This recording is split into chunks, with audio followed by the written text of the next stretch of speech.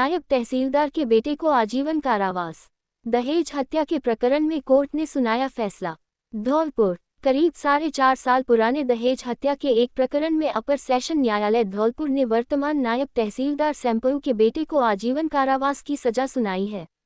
साथ ही कोर्ट के न्यायाधीश राकेश गोयल ने सजा में लिखा है कि आरोपी अपने जीवन के अंतिम क्षण तक कारावास भुगतेगा। वहीं उसे 1 लाख रुपये के अर्थदंड से भी दंडित किया है। सैंपऊ के वर्तमान नायब तहसीलदार नाहर सिंह है, जिन पर वहां के तहसीलदार का भी चार्ज है।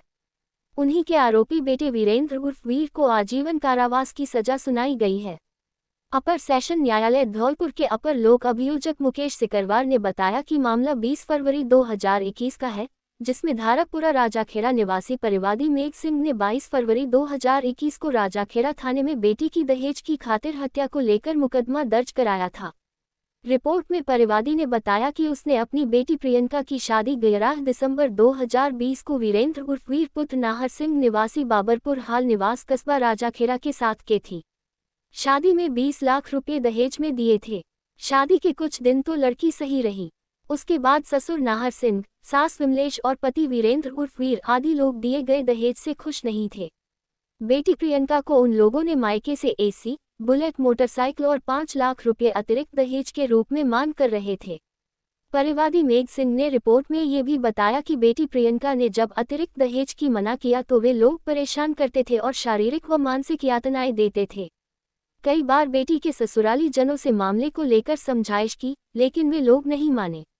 इसके बाद 20 फरवरी 2021 को उन लोगों ने बेटी प्रियंका की हत्या कर दी और बिना सूचना दिए गुपचुप तरीके से उसका अंतिम संस्कार कर दिया। जब तक वहां पहुंचे तब तक बेटी की चिता जल चुकी थी और जब इस बात का विरोध किया तो जान गंवाने की धमकी थी। उन्होंने कहा कि यदि तुम लोगों ने रिपोर्ट दर्ज कराई तो तुम्हें और तुम्हारे परिवार को जान से मार देंगे। इसके बाद राजाखेड़ा थाना पुलिस ने मामले में जांच अनुसंधान किया और न्यायालय न्यायिक मजिस्ट्रेट राजाखेड़ा में चालान प्रस्तुत किया गया। प्रकरण में नाहर सिंह की शादी के विरुद्ध कार्रवाई ड्रॉप की गई। इसके बाद मामला अपर सेशन न्यायालय धौलपुर में आया, जिसमें गुरुवार 22 मई 2025 को फैसला सुनाया गया और आरोपी वीरेंद्र उर्फ वीर को दोषी ठहराया गया।